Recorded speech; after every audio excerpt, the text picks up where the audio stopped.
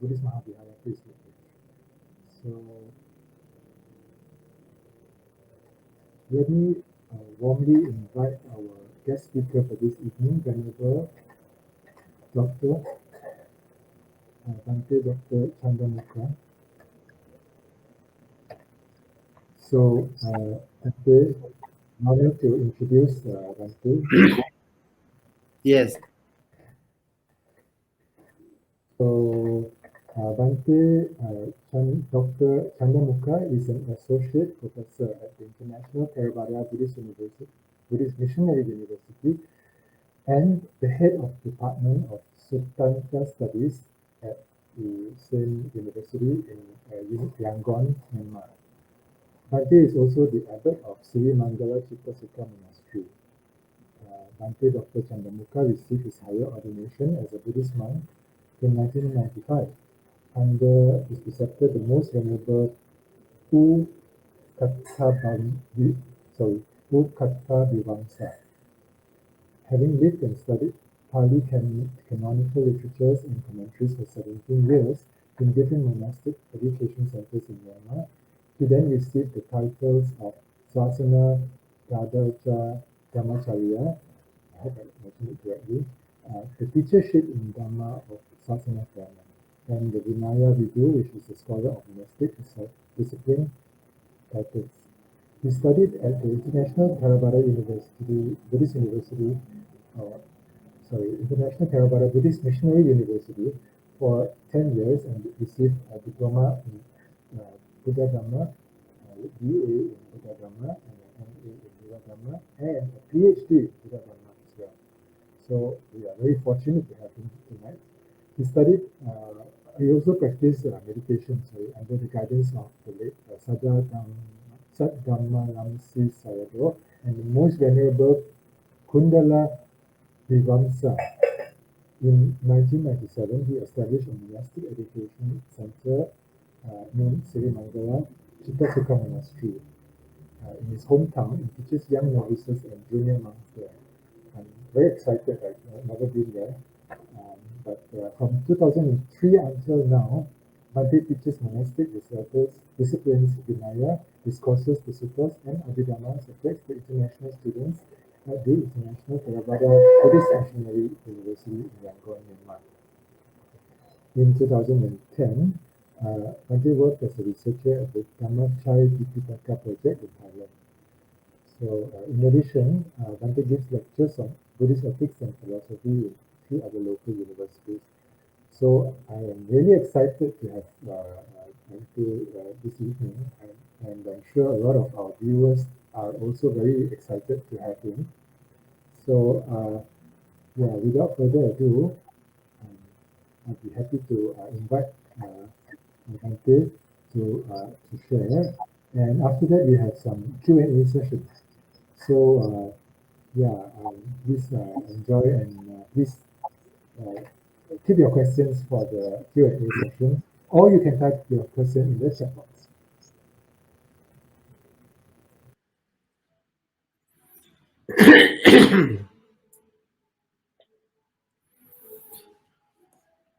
Uh,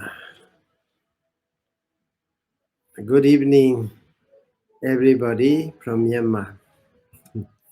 So, firstly, I would like to extend my thanks to the Buddhist Mahavihara, Malaysia, for hosting this live stream Dhamma talk, and also for having me uh, in your presence. Today, the topic I would like to share with you is not a strange one. It is about the Buddha. That is our uh, founding father of the Buddhism. So here I prepare the PowerPoint for you, and then for you to follow. Yeah, over there. So the Buddha, the wonderful man. So under this title, so we are going to discuss about the Buddha to appreciate what did the Buddha do for the world, or how much he made effort for the well-being and happiness of all sentient beings, regardless of the race, gender, or color, or whatever. The Buddha contributed a lot. So how he made such a wonderful job. So we trying to uh, study about him, and also I hope that uh, that will make us sort of inspiration to follow the Buddha's way. So here, so my let me next click. How to do? Can I do next click? Uh, you do. Hello. Can you click on the next one? Present. I think it would be better I share my slide, and then uh, that will be better, I think.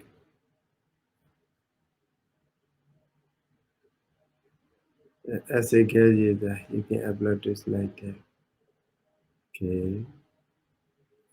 So, Brother Lee, so can you go to the next slide? Because I cannot click on it.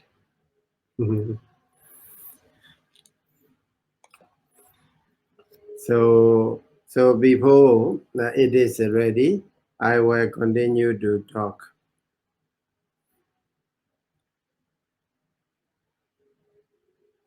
Not yesterday work. Today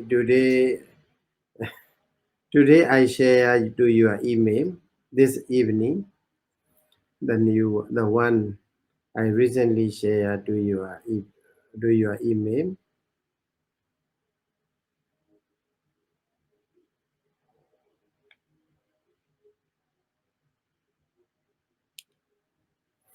So so without wasting much time, I will start about the Buddha. So okay, okay, now I got it. Uh, so so one thing is the introduction. First one here is the outline of the talk. Yeah, I'm arranged, but the because of the maybe sending to another computer, it changed a little bit change. So first one is introduction, and then another one is a brief biography of the Buddha. So under the brief biography of the Buddha, so it contains about childhood, married life, and renunciation, search for the enlightenment, and missionary, and then here's the final suggestion. And then after that, we are going to go to main topic, that is what makes him the wonderful person. So as we all know, the Buddha is a very, very wonderful person. So what are them? So what are the causes? So what are the qualities? So we are going to find it out, and then whether we will see whether we can follow his way or not. So under this title, it contains physical strength, mental power, attitudes, and action. Okay, so with this talk, I understand that we cannot cover the whole story of the Buddha, very long journey and a lot of contribution, and also uh, the Buddha. So in the commentaries, there mentioned that even a Buddha, even another Buddha, cannot elaborate fully about the one Buddha. So that's why. So it is within very limited time. We talk about the Buddha, and then so the qualities of physical strength, mental power, attitude, and action. Whether some people they believe in the Buddha, and also they worship the Buddha, and also what they think is that the Buddha is a sort of they regard the Buddha as a deity or creator or something like that. If we pay homage to the Buddha, then the Buddha may give a reward, something like that. So there are also such a way of thinking. So what the Buddha uh, uh, encourage us, or what the Buddha guide us to do is not just paying homage, but just by paying homage, by bowing down to the Buddha image or Buddha statue, or by reflecting the Buddha's virtues, we can get a lot of merit. That's okay. So that merit, from this merit, we because of that merit, we accumulated by paying homage to the Buddha, by bowing down to the Buddha, and also by offering flowers and food and so many decorations we make, we can gain a lot of merit. But through this merit, we get some good benefits or happiness there. So that is we cannot mistake that the Buddha gave a reward. So unlike any other religion, the Buddha don't give any reward to us. But one thing we have to do is, what we have to do is, we have to do good things. Then the result, because of this goodness, there will be good result, happiness. So after that, there is a conclusion. Then this point, we are going to emphasize on this. So next slide, please. Oh, sorry, you cannot hear, you cannot see. So you cannot Daniel, see how to do. Bhante, would you like to upload your own slide instead? Yeah, it is a better. Better, yeah? Okay. Okay.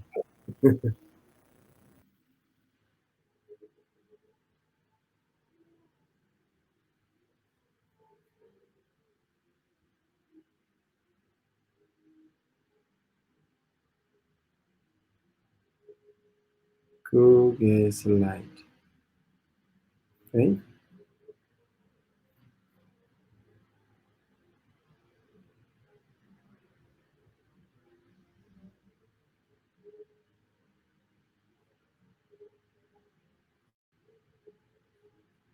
Can you remove the one you put?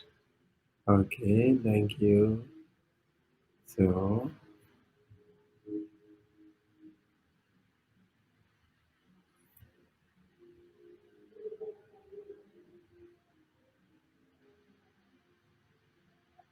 uh, how to do it? I have to sign up or log in. No, just go to present and slides and your Yeah, computer. I already do it, but it appears that as a guest user, you can upload up to 2 slides. Okay, okay, So I will delete you my re- slide. you remove. I remove. You can try again now. Yeah.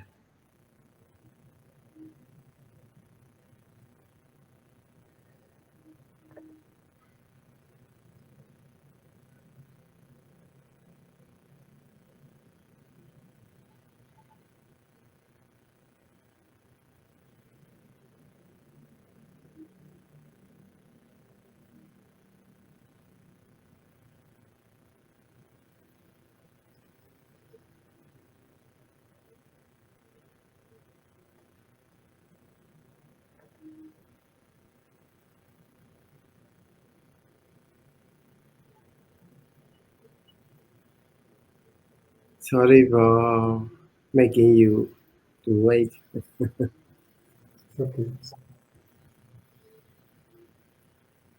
So there is my slide. Mhm. All right. Okay. Now, can you control it, Bhante? Yeah. All Now right. now it's the same day. Oh, it's the same thing. Oh, Same same day it happened. Okay. oh. So Maybe I'll try to make the font to black color. I'll make it black, and in the meantime, you continue first. Please continue first. yeah. I will interrupt you later. I'll make the slides into black font so that people can see. Okay. Sure. Thank you. Okay. Thank Continue, you. Bhante. Yeah. Wait.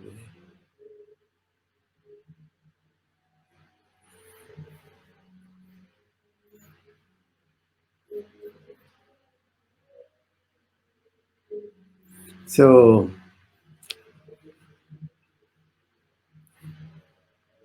I will continue to talk about the introduction.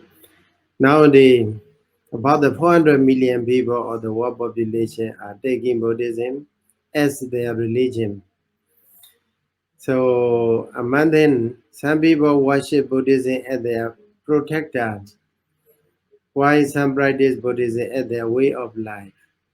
So as you see, they regard Buddha as their protector or savior or creator, something like that. The Buddha, they expect that the Buddha may give a sort of reward. So, but that is one type of people. So another type of people is they practice the Buddhism as their way of life. They put Buddha's teaching into their life, into practice. So also some people tend to believe in the power of the Buddha, while some in the wisdom of the Buddha. So they believe in the some people they believe in the power of the Buddha. So, but another people they believe in the wisdom of the Buddha. It is called Tathagata Bodhi Sadhati. They believe in the wisdom of the Buddha. There are also people who tend to believe in both power and wisdom of the Buddha. So and then you may you may check yourself whether you believe on only on the power of the Buddha or wisdom of the Buddha, or you believe in both. So in this contest, so I present that this is the topic, the wonderful, the Buddha as a wonderful person. The aim of this talk is to understand how wonderful the Buddha is. So we need to understand how how wonderful the Buddha is, and also it derived from the two issues. One is the Buddha is the wonderful man because of his enormous physical and mental powers.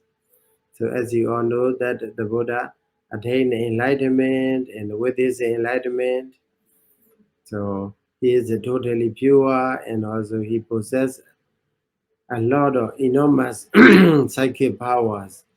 His mental power is very great. So another point is the Buddha is the wonderful man because of his selfless attitude, actions, done for the welfare and happiness of all sentient beings. So that is also one reason. Hmm. Okay. So from these two issues, there appear. So this topic is choosing.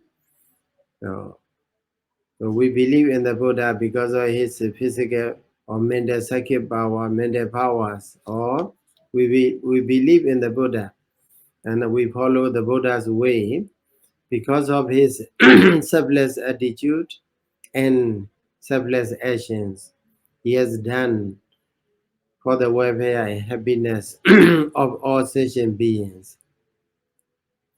Though it is impossible to articulate all the wonders of the Buddha. So as I explained you before, within this, during this talk, we cannot cover all the points, all the attributes of the Buddha, all the wonders of the Buddha.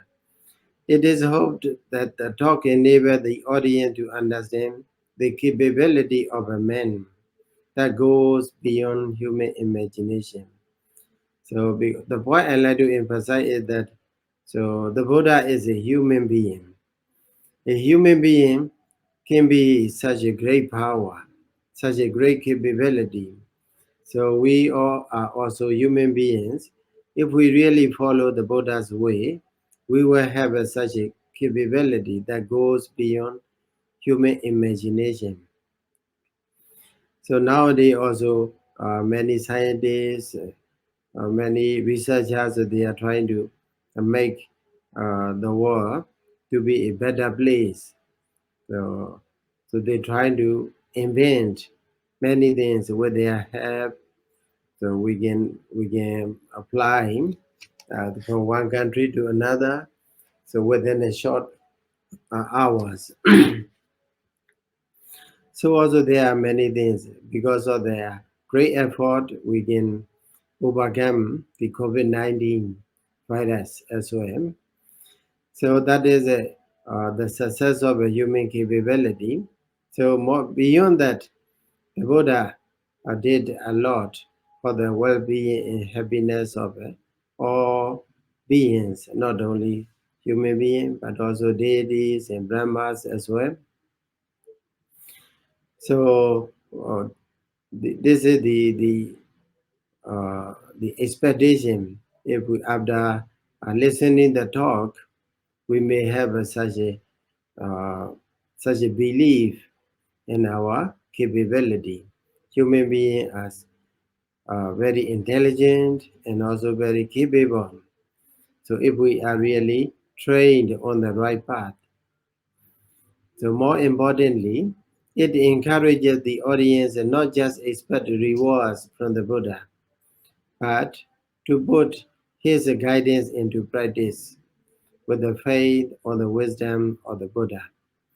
So, so we believe in the Buddha, it means we believe on the wisdom of the Buddha. We have a faith on the wisdom of the Buddha. So, so that with this aim and also with these objectives and these issues, so we are going to discuss more about the Buddha. So firstly, next slide, please. Uh, Firstly, here I put it a brief account of the Buddha. So everything is familiar with you.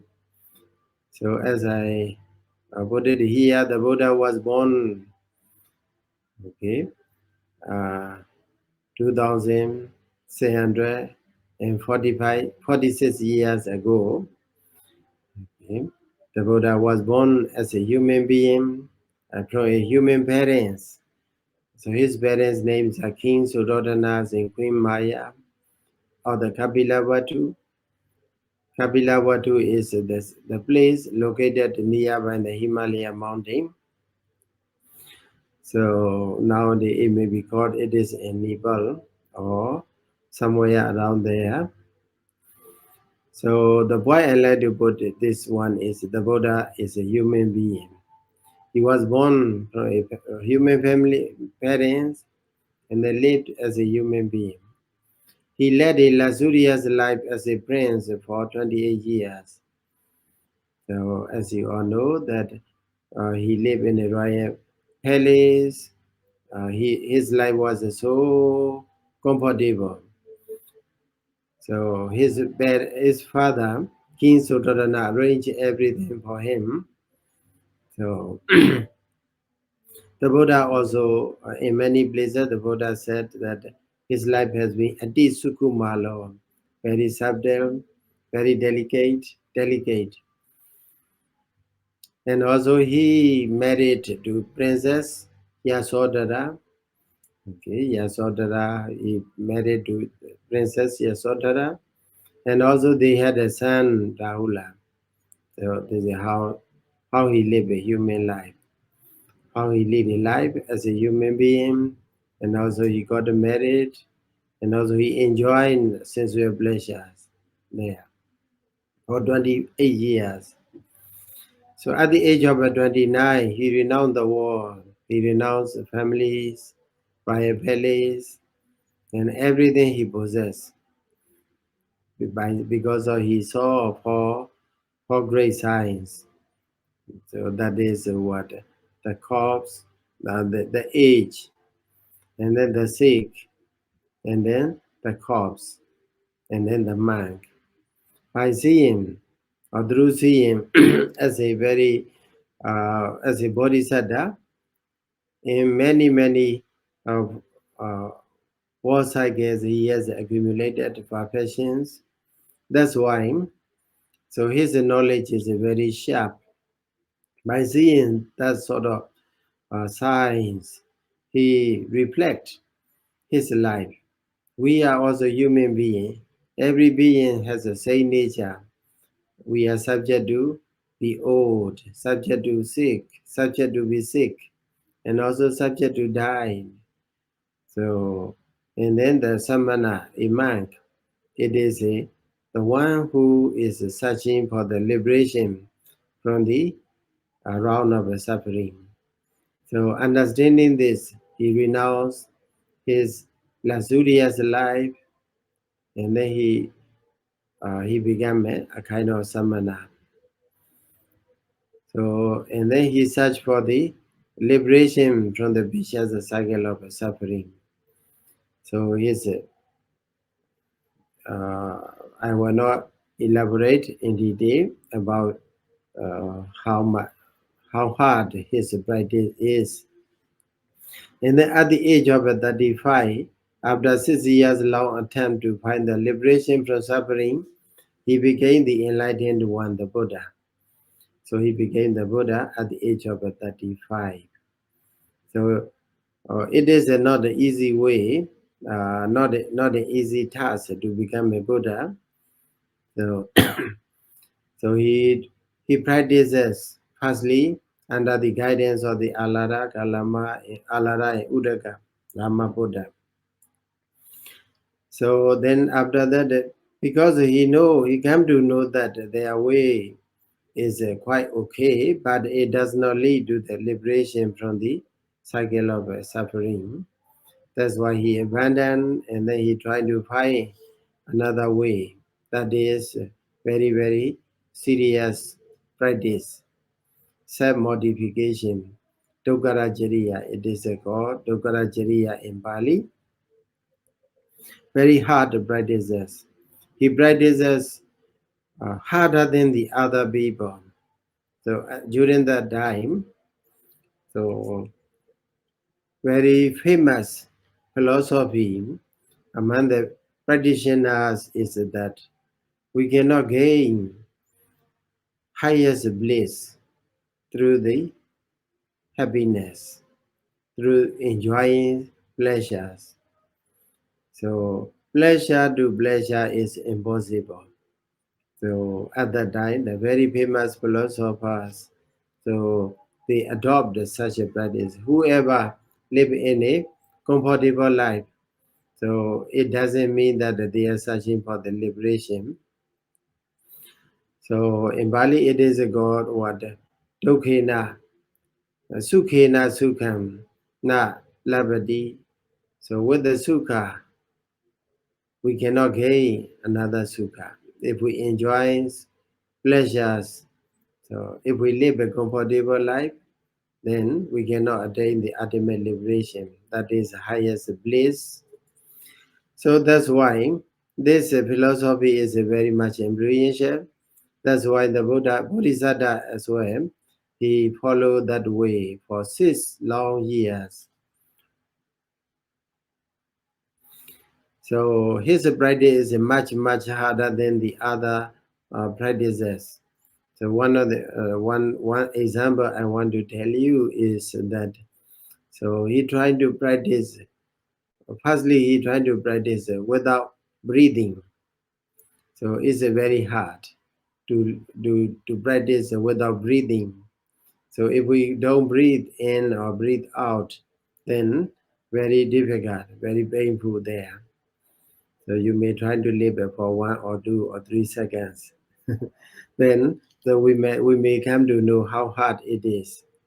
So the Buddha explained that this how hard his practice was do the in the Majjhima Nikaya. So and then the Buddha tried to control his mind and trying to stop his trying to stop eating as well. So many serious practice he undertook, but finally what he found is that from dukkha we get only dukkha. From suffering, even though we try to torture ourselves, torture by torturing ourselves, we cannot gain any liberation, any highest bliss. That's why Bodhisattva thought to himself that there should be another way. Then what he remember is when he was a very child, so he was kept under the banyan tree, and then he was alone while his father was going for the what a blowy ceremony.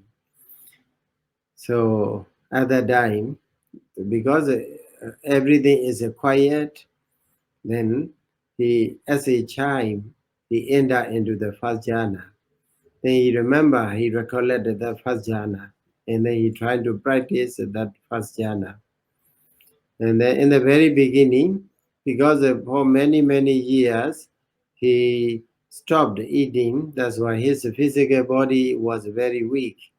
That's why it cannot sustain the jhana. So he go for alms, he collect the food, and then he eat again. So when he get a sort of energy, then he try to enter the first jhana. Then at that time also he consider whether sukha to sukha is from sukha or through the sukha happiness or happiness, can we gain another happiness or higher happiness? Whether is it possible or not, he trying to consider. And on other day, he trying to compare Kama Sukha and Jhana Sukha. Kama Sukha is a sensual pleasure, 5 strengths of sensual pleasures. So we enjoy sense pleasures through the eye, ear, nose, tongue, and body. So this, the more we enjoy, the more we feel pain, the more we feel suffering. So that is the danger of Kama Sukha. But unlike this Kama Sukha, in the Jhana Sukha, there is in the jhanic bliss, there is no such a pain, no such a pain, no such a misery, but only peace follow after the jhanic sukha. Then Bodhisattva, he thought to himself, I will use this jhanic sukha as a stepping stone for the attainment of a higher bliss. So that is what Nibbana. So in this way, he tried to practice first jhana, second jhana, up to the arupa jhana, and then he transform this jhana power, jhana bliss, with the jhana power concentrated the mind. He trying to enter what? He trying to enter the 3 kinds of knowledges, that the Bhove Nivasa Nosati Jnana, recollecting the former existences, and then by recollecting, he come to know the reality of beings. And then another jnana is the Deva Jakku jnana, divine eye. With the divine eye, he can discern how beings are going through in the samsara. So from life after life, how beings are going through and why beings are going through as well.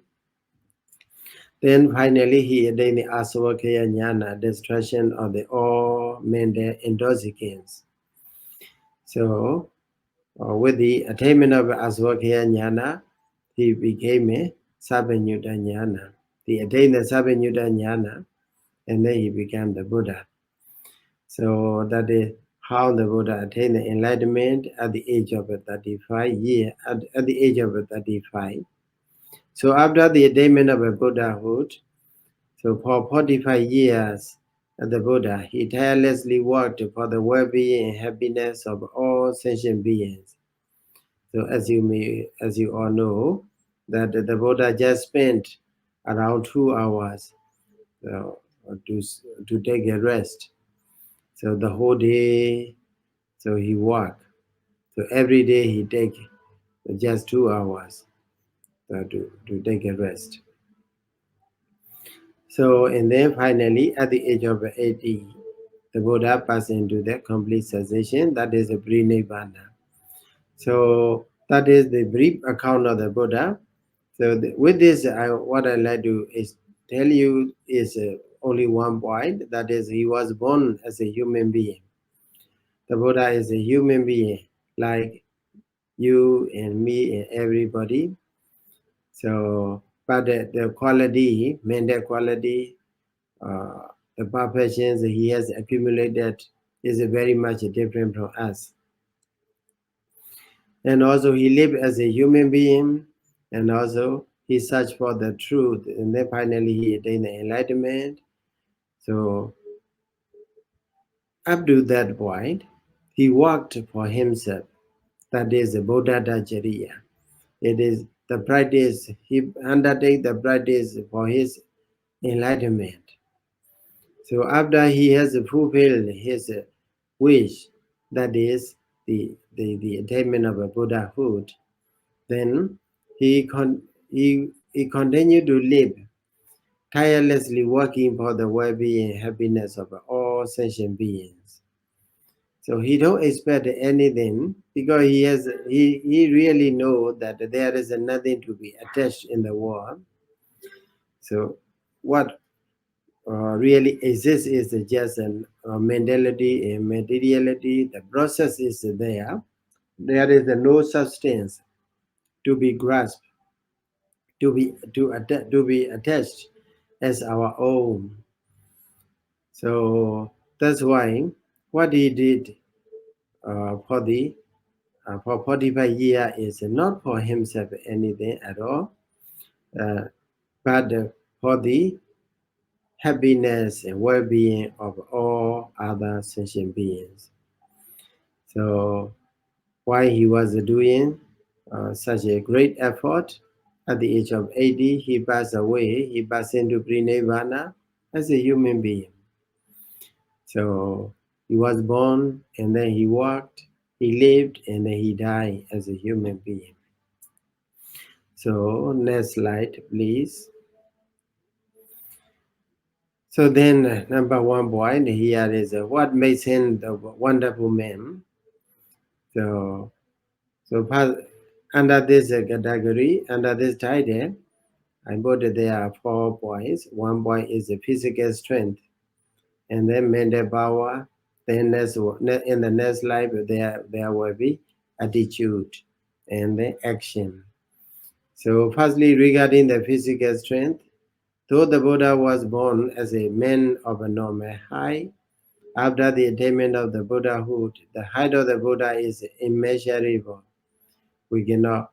So maybe nowadays, uh, in the commentary, they are mentioned that maybe the Buddha is 80 cubit high and so on. But so through the excavations, so what we see, there maybe scholars agree that so it is around 6 feet tall, the height of the Buddha. But after the enlightenment, the height of the Buddha, so there was some people, they trying to know the height of the Buddha. That's why they brought a sort of bamboo, the very long bamboo, and then they weighed on the way uh, on which the Buddha go for alms. Then they try to measure. The more they measure, the Buddha is higher than their measurement. So that's why we can understand that is the Buddha height of the Buddha is immeasurable. Okay. But normally, the Buddha's height is not much different from the height of the people in that age. So the Buddha possesses 32 characteristics of the great man. That is, you all know that the Buddha is the appearance of the Buddha is very, very attractive, and also because he possesses this uh, characteristics of a great man. So in many discourses, the Buddha was the appearance of the regarding the appearance of the Buddha. Many people express how wonderful the Buddha's appearance is, and also that sort of very good appearance is helpful uh, in explaining, in delivering his dhammas to with any other people. The Buddha can be seen or heard in conformity with the in conformity to the audience. In the Parisa Sutta, so they are mentioned that the Buddha mentioned that he go to many assemblies and also different assemblies, so either king royal assemblies, royal audience, or Brahmin audience, or rich man's audience, or even the Deva audience and Brahma audience as well. So whatever audience he go, so his form as well as his voice change at their form, at their sound, at their voice. So cannot be distinguished. Uh, People cannot distinguish who is that person. Maybe some mostly they miss and they think the Buddha is their people. So in this way, the Buddha has such a physical strength. Physical strength. There are also many other physical strengths of the Buddha. So, but one thing we can understand is that the Buddha has a very, very wonderful physical strength, even though his height or his form or appear, his form seem to be normal, but it is immeasurable, incomparable to the others. So regarding the mental power, the Buddha possesses superior knowledge, that is avinya. So with the attainment of a Buddhahood, all the psychic powers or superior knowledge, avinyas are with the Buddha. So the Buddha showed two miracles or twin miracles for three times to three different audiences. So as you see that when the Buddha firstly paid visit to his uh, native palace, that is Kapila Vatu, then the people over there are very proud. So his relatives. That's why in order to reduce their pride, their conceit, the Buddha showed twin miracle power first time. And then this is second time. First time is the first time the Buddha showed the twin miracle power is that after the attainment of the Buddha, maybe in the Animisa Sadaha, so the Buddha spent 49 days around the Bodhi tree. So there, after the attainment of a Buddhahood, then the Buddha looked at the Bodhi tree for 7 days without blinking his eyes. So at that time, the deities, if he doubt whether the Buddha, he already attained the Buddhahood or not, in order to dispel the doubt of such deities, the Buddha firstly show his twin miracles. So the second time is when he paid visit to his Kapilavatthu native city. Then the third time is in order to uh, in order to reduce, in order to reduce uh, the, the the competition or the what other heretical teachers. The Buddha show his twin miracle powers. So all of them, what he did, he did, he showed twin miracle powers is not to convert anyone to be his followers, but in order to show the human capability, okay, human capability. If as a human being, if we really practice, if we really follow his way, we can possess such powers. So, so that is what the human capability. So the next point is that the Buddha possesses a knowledge of a tendency and inclination of a beings. The Buddha, after the attainment of the Buddhahood, he also possesses this kind of a knowledge, that is uh, knowing others' tendency. So we have a different tendencies and different inclinations. So without knowing the tendency and inclination of other being, other people, it will be very difficult for us to give a guidance, because we don't know the real problem, the real mental conditions of the listeners. So, but unlike uh, normal, ordinary people, the Buddha possesses such a knowledge. That's why he is very skillful in preaching the Dhamma and delivering his Dhamma. So also another knowledge is the maturity of the positive faculties of the beings. So when he encounter with the audience, any audience, he know that. So whether his positive mental faculties are mature enough or not. Something like sadha, faith is strong enough or not, virya is okay or not, effort is okay or not, sati, samadhi, and panya, mindfulness, concentration, and wisdom. Whether these positive faculties are mature enough or not. So this knowledge is also very, very powerful, very, very important in delivering Dhamma talk. So in brief, the Buddha endows with the highest wisdom and greatest compassion.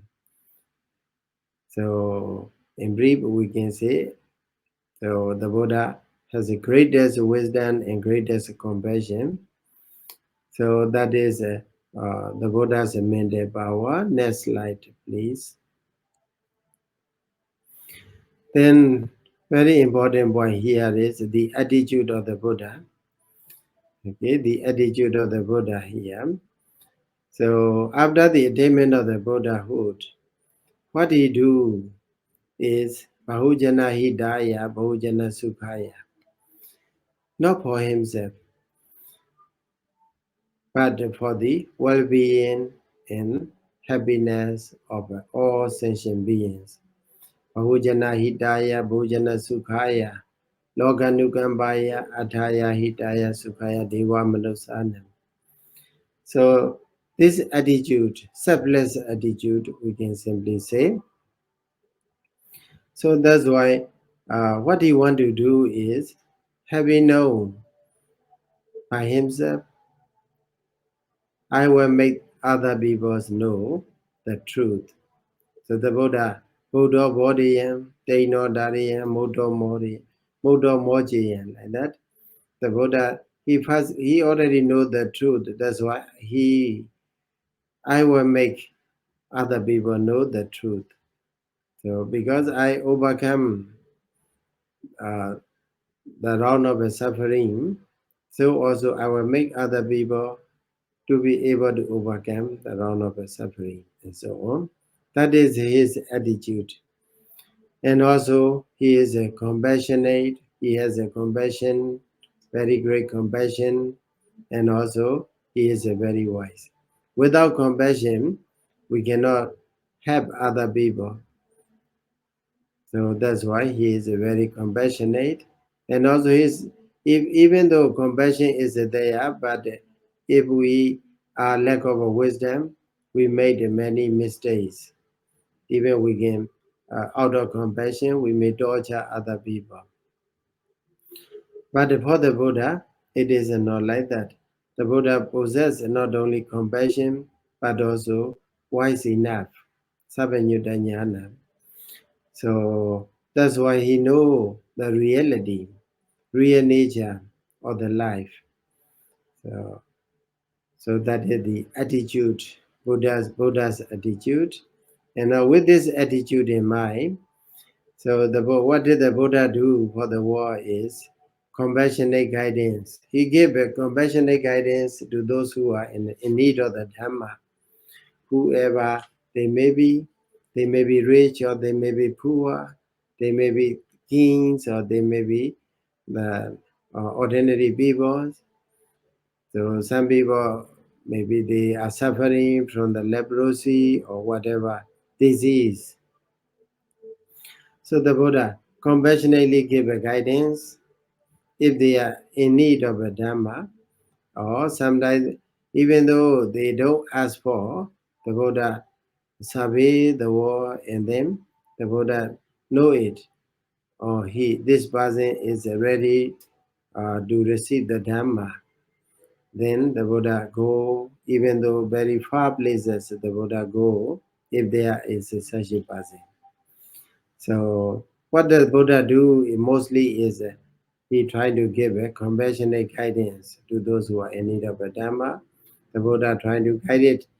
So, so the Buddha's talk in brief in two ways. One is Anupovikata, graduate talk the Buddha give to the audience. For those who are not yet mature enough, not yet ready to receive uh, the talk on the Four Noble Truths, then the Buddha start with the dana. So the Buddha talk about the dana, and then they appreciate the dana at the time, sila, virtue, morality, okay, morality, dana gata, sila gata, and then if we do dana and sila, then there will be the result is a saga. Saga is the deva war or celestial abode. So as a result of a dana and sila, people can be born in a higher or very, very pleasurable celestial abodes. Then dana gata, sila gata, saga gata, and then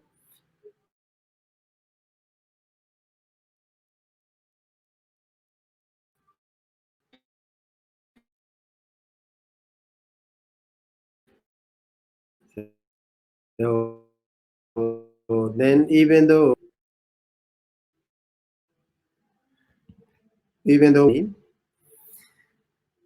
so even though we live in a celestial abodes, we are subject to birth, subject to be old, and then subject to get sick, and then subject to die.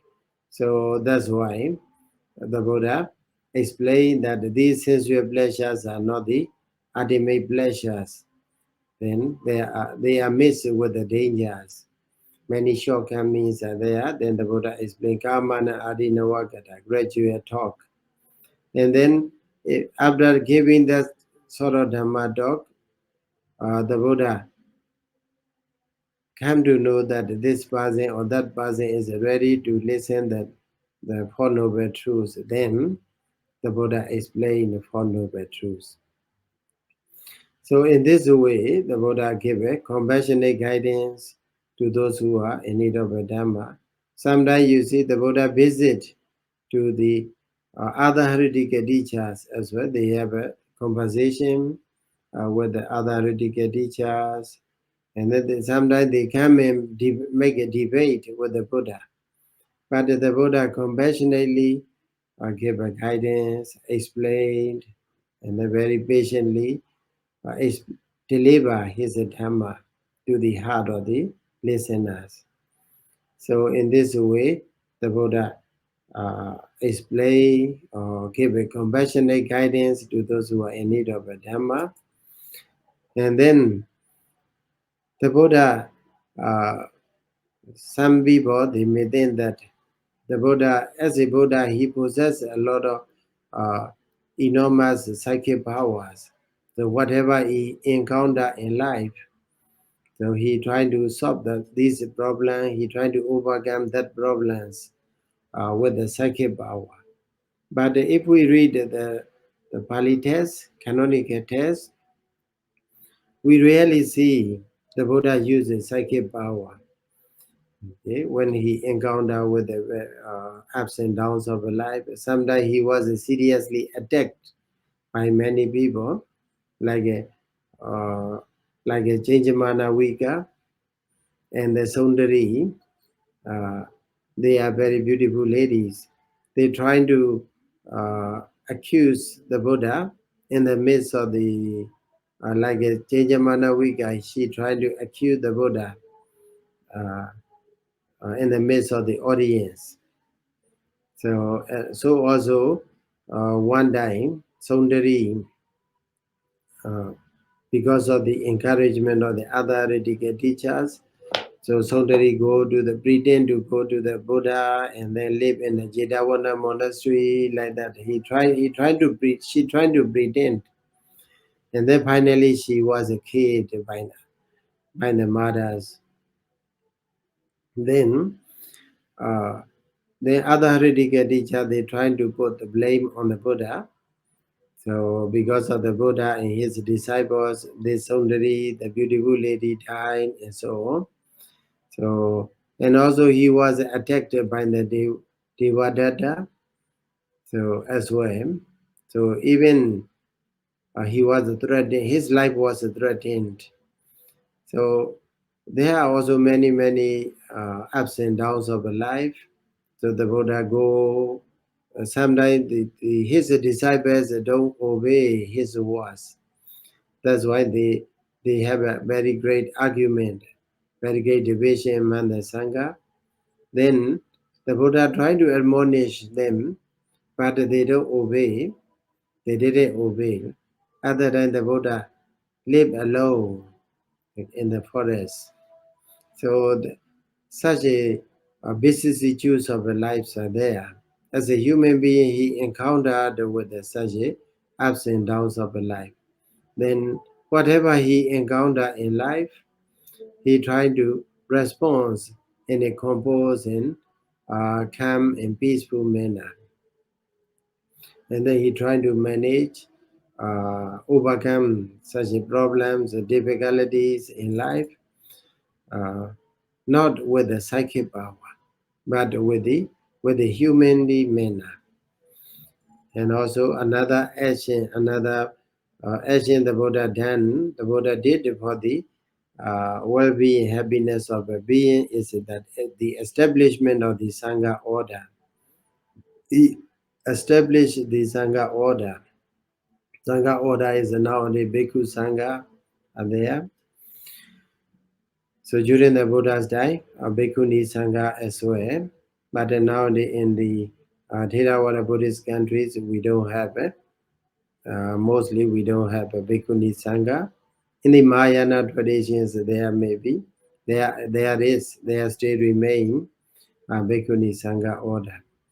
So the establishment of a Sangha order is with the two purpose. One purpose is giving the good condition, very appropriate condition for those who want to pursue ultimate liberation. So as a monk, as a nurse, we are free. Uh, uh, we don't need to be worried about our livelihood, for food, for dwelling places, and also for the robe, and then for the medicine. The Buddha give the way to live on the generosity of the people. So then, so that we have more time to devote ourselves in the practice of the Dhamma. So that is a very good condition. If we are very busy searching for the food and running a business, then we may not have any time uh, to practice Buddhism, to practice the Buddha's teaching. So that's why The establishment of the Sangha order is that one purpose is to give a kind of appropriate platform for the Bhikkhu Sangha, Bhikkhuni Sangha, to devote their time and energy for the liberation from the samsara, from the suffering. Another reason for the establishment of the Sangha order is for the lay people, for the laity. So because we have a Sangha order, then lay people they can sow the seed of a merit. So because they practice very well, the Sangha order practice the Sila, Samadhi, Panya, the trainees, they are very worthy uh, recipients to accept the people's offering. So uh, by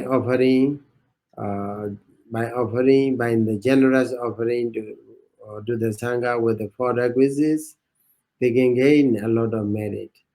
That's why in the uh, nine virtues of the Sangha, they are mentioned what?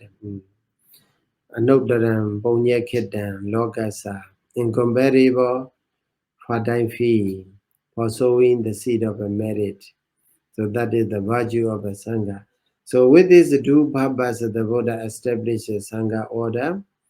Okay, one purpose is to give a very good and appropriate platform or condition for the Bhikkhuni Sangha to practice for the liberation from suffering.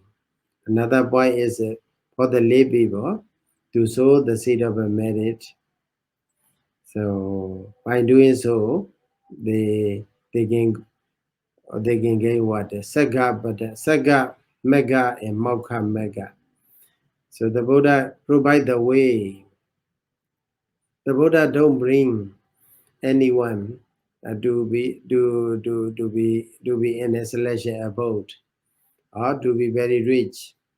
But what the Buddha give is the way to be rich, the way to be prosperous, and then the way to be born as a deva, as a celestial being, the way to be born as a Brahma, and also the way to be liberated from the round of the suffering.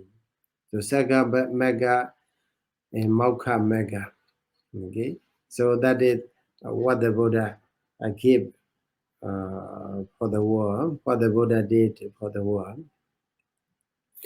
So please, next slide, please. So in conclusion, though the Buddha was born in the world as a human being, he lived freeing himself from the world as as at the lotus flower, as a lotus flower does. You cannot see because uh, when I make this PowerPoint, maybe words are very tight. So here, the remaining word is as a lotus flower does. So you may have a sea lotus flower. So it appear in the lake. It is born from the lake, but it does not smear with the water.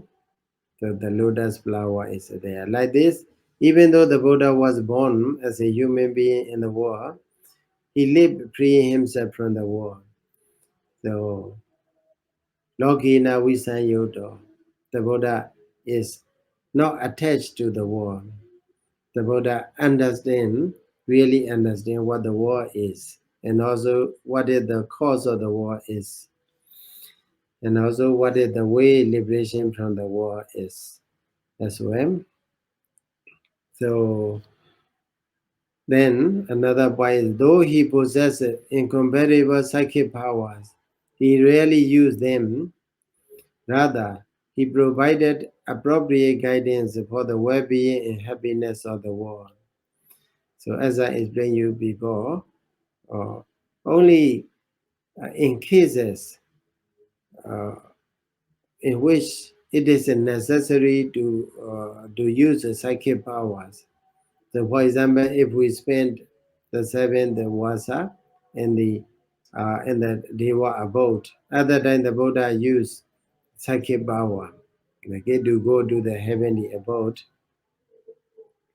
And also, the Buddha, as I explained you before, the Buddha used the dream miracle powers. So only 3 times throughout 45 years.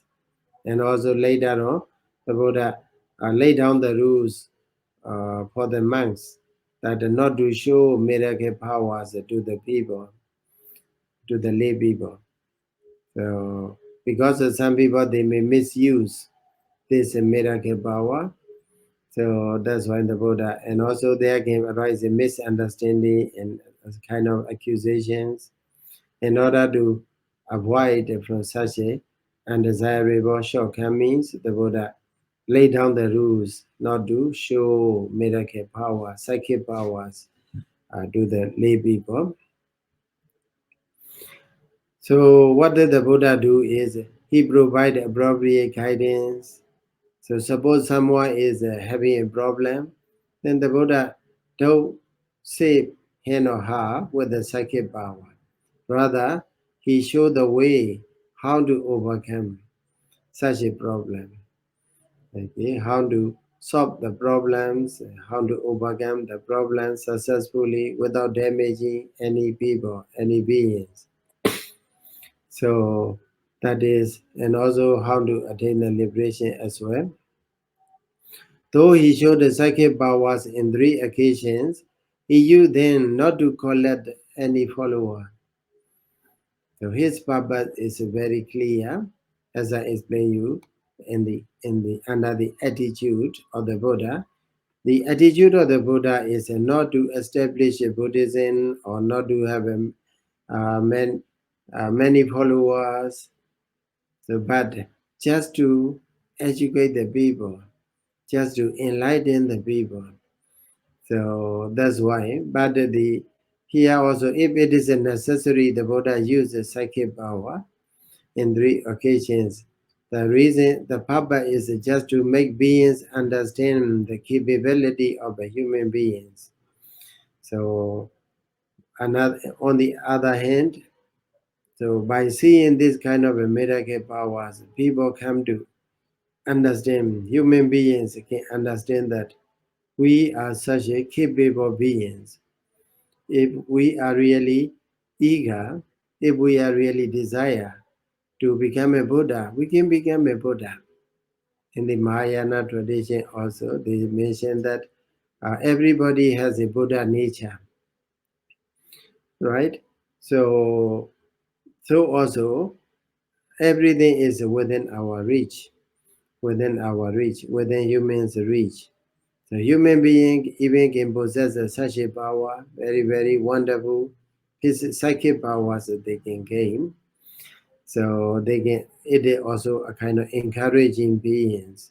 So you just follow the way and then you can attain such a capabilities.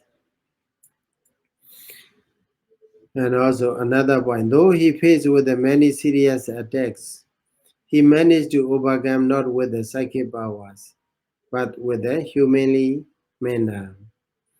So as I explained you before, so one day in the uh, in the in the text, they are mentioned when the Buddha was spending a rainy retreat in the Viranja. So he encountered with the famine. So there is no food for the people. So at that time, Venerable Moggallana reported to the Buddha, there is no food. So then, but I can manage. So with my psychic power, so in order to get the food. But the Buddha refused to do so. Rather, the Buddha sustained himself with the rice, very, very rough rice. At that time, it was used for the horse, to feed the horse. So even though he encountered such a problems, he solved that problems not with the psychic power, but with the humanly manner, without harming, without putting danger on any other beings. not only at the current moment, but also in the futures. So that is another point is that though he encountered with the vicissitudes of a life, ups and downs of life, he remained unchanged. So the Buddha, as I explained you before, one time the Buddha spent alone in the forest with the with the service of the with the service of an elephant. So he spent alone. So sometimes when he uh, go from Rajagaha to Vesali, other time, so from both sides, many people, many deities, and Nagas, even serpents, they welcome the Buddha. So on both conditions, whether he is alone or he was surrounded by many people, many audience, his mind remained unchanged. What a wonderful quality it is. So, like unlike our unlike ordinary beings, if we get what we want, we are elated. We are very much happy.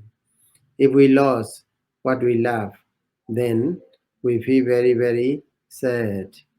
So our mind is changing. We cannot remain unchanged. But unlike ordinary being, the Buddha, even though he encountered with the goodness and badness of the world, badness of the life, so his mind remained unchanged. Why? The reason is that he knows the reality. He knows the reality. The real nature of the life is nothing but the process of the causal relationship of the ship of the mentality and materiality. That's why he could remain unchanged. And then the Buddha not only preached the Dhamma but also set himself as an exemplary person of the mankind. Okay, the Buddha. You may think the Buddha just preached. He led. He set himself as an exemplary person. So that's why he rarely uses psychic powers in order to face the problems, solve the problems, in order to preach the Dhamma as well. So what he do is he set himself as an example. I follow this way, a Four Noble Path. So that's why I am such a wonderful person I become. So also if you follow this Eightfold Noble Path, then you will be the same like me. So in this way, he set himself as an exemplary person of the mankind. Therefore, it is imperative for everyone to walk on the way that the Buddha had shown for the well-being and happiness in this life and the lives to come, as well as for the attainment of ultimate liberation from the vicious cycle of suffering.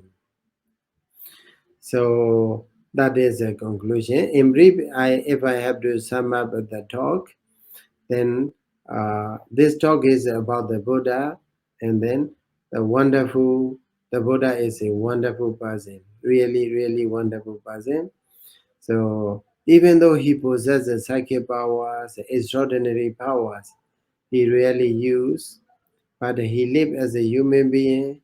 He faced the problems in life as a human being, and also whatever he encountered, difficulties in life, he remained unchanged. So why? Because one point is compassion, karuna is there. Another point is wisdom is there. In totality, we can say that the Buddha already walked on the Eightfold Noble Path. Okay? So if we walk on the Eightfold Noble Path, then so we will be the same as the Buddha. Okay, so then we will become an arahant, or we will attain the Sotapatti Magga, and so on. We will become a noble persons, and also, if we encounter with the problems in life, we can solve very calmly and in a composed manner. So also, so then with this talk, the point, a very important point I'd like to tell you is the Buddha is not a savior, not a creator, not the reward giver, but just the one who showed the right way to solve the problems and also to make a successful life, to be rich or to be prosperous or to be healthy and also to attain them, to be born in a happy destiny and also even to attain the nibbana. So with this, I conclude my talk for today. Thank you so much for listening. Thank you so much, Venerable Dr. Candamukha, for the wonderful and inspiring talk. Um, I think there is no questions in the chat box, so we can move on to the Anumodana, Bhante. Yeah.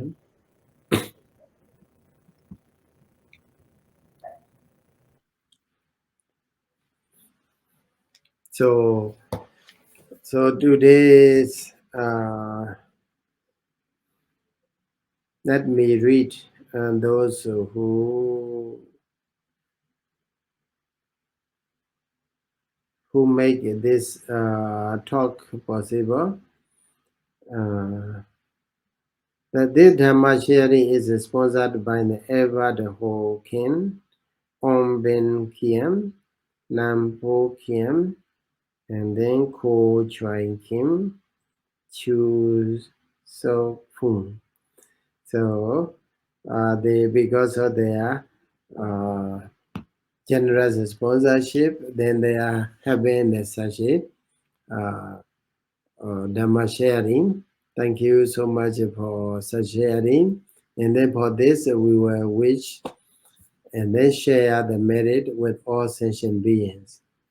Ichidam, maybe you may follow, read with together with me. Ichidam Bhatidam Dongsham Kepamewa Samay Jadu Sabi Purandu Sankapa Jando Vanaraso Yata Manijoti Raso Yata. May all of your wishes and aspirations quickly be fulfilled, like the moon on the 15th day, and like the wish-fulfilling gem. Idano Bonyam Asawakaya Wahang Hodu. Idano Bonyam Sabbasadanam Samambaji Ma. Sabbe Sada Samambadi Labedoa. Sukhida Hota Dukha Monjata. May the merit we have accumulated be a strong support for the attainment of Nirvana. We share the merit with all sentient beings, having rejoiced the merit. May they be happy and free from suffering. Aga Saddha Jambomata Deva Naga Mahediga Devi Dome Nurakandu Aroge Nasuke Najam. May sky-born deities, earth-born deities, and powerful serpents protect you all with well-being and happiness. Edi mando jayede wa wasanda ida sasane devi dome nurakandu aroge na suke na ja. May powerful deities who dwell in this dispensation of the Buddha protect you all with well-being and happiness. Sadhu, sadhu, sadhu. Sadhu, sadhu, sadhu. Thank you so much, Bhante, Venerable Dr. Candamukha, for the inspiring talk. I hope everybody has benefited a lot. Thank you so much. And please follow our Facebook page and join us for the next sessions. See you in the temple. Okay? hopefully you can come to Malaysia one day, Bhante. Okay. Yeah. Take care. Good night, everybody. Good night, Bhante. Good night.